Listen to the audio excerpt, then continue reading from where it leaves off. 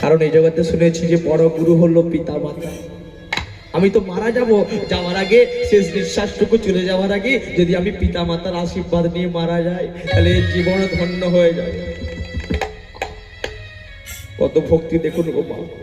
তাই আজকে এসে ওই পিতা মাতার চরণ যুগলে জড়িয়ে ধরে বলে উঠল, জননী জনম ভূমিষ্ঠ স্বর্গাদপি গরিয়সি পিতা স্বর্গ পিতা ধর্ম পিতা হি পরমং তব হি তুরি পিতিমা পন্নে প্রিয়ন্তে সর্বদেবতা দেবতা।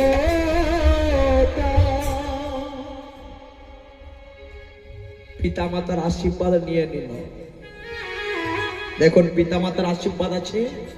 ওই জন্য গোপাল যখন গোচারণে যেত মা যশোদা কি করতো, তার ওই কোড়ে আঙুলটা কামড়িয়ে দিত। কেন? মাতৃ শক্তি ছিল, তাকে কেউ পরাজিত করতে পারতো না। মায়ের আশীর্বাদ। আজ এখানে কি হলো? পিতা মাতার আশীর্বাদ নিয়ে তাদের চরণ ধুলি মাথায় নিয়ে যেই না ওই বিষকের দেহটা গলিয়েছে কাঠের মধ্যে, ধারালো অস্ত্র, অস্ত্ররা দুদিকে ধরেছে মা। চিন্তা করে দেখুন তো, ভগবানের কি বিচার গো, ভগবানের কেমন লীলা, ভগবানের কেমন বিধি বিধান। মনে মনে চিন্তা করছি যে সন্তানকে আমি চার